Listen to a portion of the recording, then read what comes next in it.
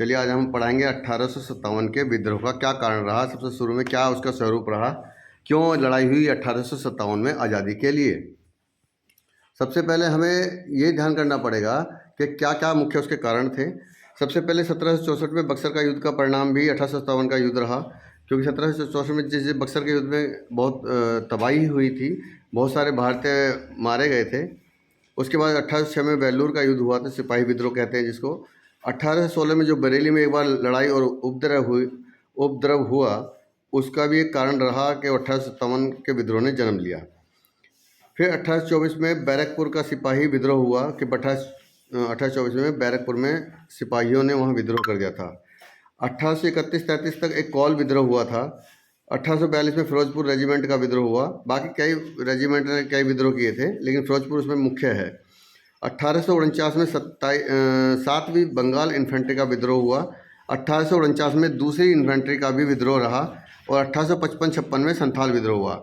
इन सब बातों को देखते हुए, इन सब युद्धों कारणों को देखते हुए ही 1857 का विद्रोह मुख्य रूप से बढ़ चढ़कर आगे बढ़ा।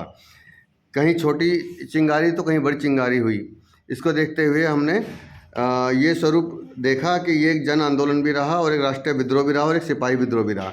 लेकिन किसने एक सिपाही विद्रोह कहा, किसने इसको जन आंदोलन कहा, किसने इसको राष्ट्रीय विद्रोह कहा, ये हम अगले वीडियो में देखेंगे। लेकिन कुछ इसका थोड़ा सा एक स्वरूप देख लेते हैं। भारत के गवर्नर उस समय कौन थे? लॉर्ड कैनिंग थे 1857 के समय। और बहादुर शाह जफर उस समय यहाँ भारत के जबरदस्ती उनको एक नेतृत्व बनाया गया था, क्योंकि भारत को कोई 1857 का नेता करने वाला कोई नहीं मिल रहा था। इंग्लैंड का पीएम उस समय पार्म स्टम।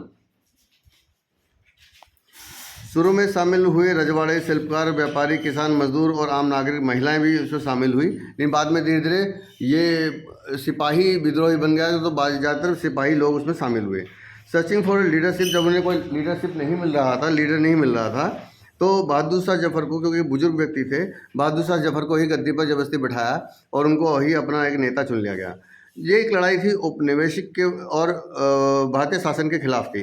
औपनिवेशिक में थे हम भारतीय लोग और भारतीय शासन कर रहा था अंग्रेजी सेना, उनके खिलाफ ये एक 1857 का विद्रोह रहा था।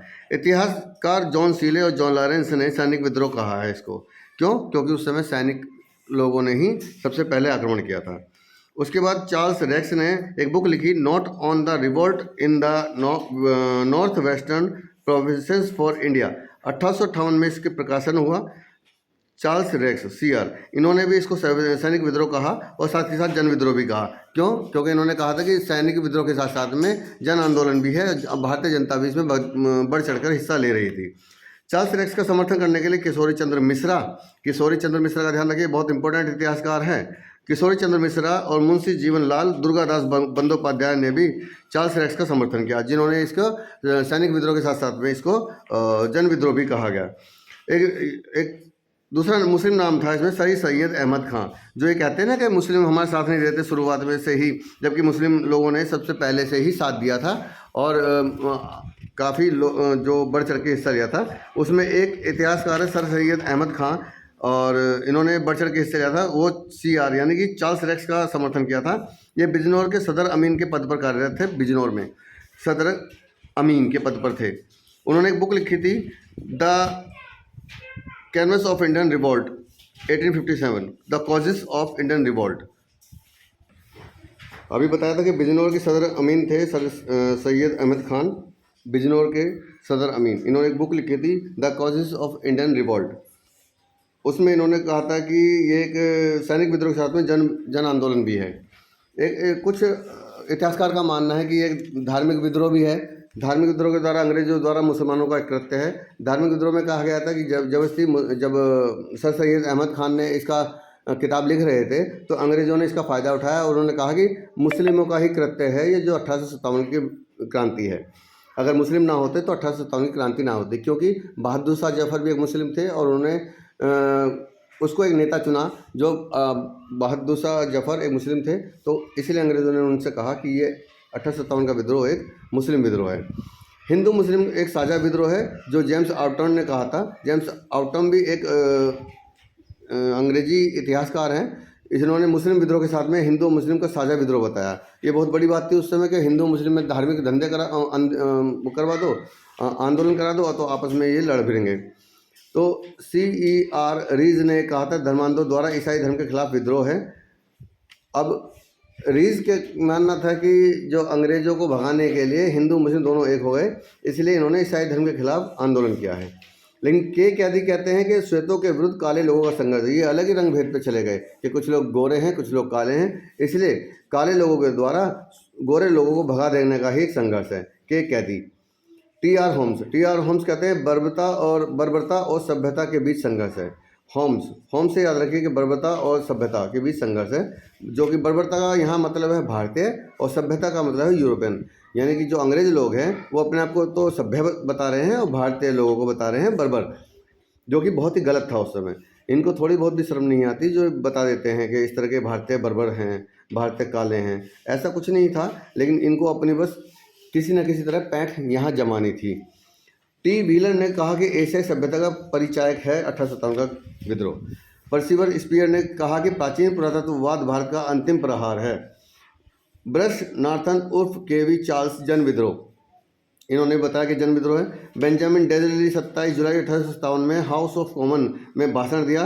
रूढ़िवादी नेता थे और इन्होंने राष्ट्रीय विद्रोह कहा बेंजामिन डिज़रेली ने। ये एक ऐसे इतिहासकार हैं जो कि ब्रिटेन के प्रधानमंत्री भी रहे हैं और 27 जुलाई 1857 में हाउस ऑफ कॉमन में भाषण दिया था, जो कि रूढ़िवादी नेता थे। अशोक मेहता इनके सहायक हैं और इनका बात का सम्मान करते हैं। द ग्रेट रेबेलियन में कहा कि हाँ 1857 का विद्रोह एक राष्ट्रीय विद्रोह था। विनायक दामोदर सावरकर भारत का पहला स्वतंत्र संग्राम बताया। The Indian war independence 1857। P Sitaramayya ने कहा कि BD सावरकर का समर्थन किया है। विनायक दामोदर सावरकर, अशोक मेहता ने बेंजामिन डिज़रेली और P सीतारमैया ने भी डिज़रेली का समर्थन किया है। सुरेंद्र नाथ सेन ने एक पुस्तक लिखी, उसका नाम है 1857। धर्म के रूप में जो कुछ शुरू हुआ वह स्वतंत्रता के रूप में समाप्त हो चुका था, सुरेंद्र नाथ सेन ने कहा। आसी मजूमदार SN सेन के विरोधी थे। वो कहते हैं कि ना तो ये पहला और ना ही राष्ट्रीय संग्राम है, बल्कि ये ऐसा मानसिक 1857 के बाद ही राष्ट्रीय आंदोलन शुरू हुआ है। यह 1857 के बाद ही आंदोलन शुरू हुआ, उससे पहले केवल एक लड़ाई चल रही थी और कुछ नहीं था। बाद में राष्ट्रीय आंदोलन शुरू हुआ। SB चौधरी कहते हैं सैनिक विद्रोह, ये सैनिक विद्रोह भी था और असैनिक विद्रोह भी है। SB चौधरी का कहना था कि कुछ ऐसे जवान थे जो सेना में नहीं थे लेकिन सेना में बढ़ चढ़ के हिस्सा ले रहे थे। पूरन चंद्र जोशी जो मार्क्सवादी थे, इन्होंने राष्ट्रीय सामान्य जनता तक फैला हुआ विद्रोह बताया था। कुछ भी हो 1857 का विद्रोह एक बहुत बड़ी आम जनसभा के बीच फैल चुका था, घर घर से निकल के आ रहे थे 1857 के विद्रोह में।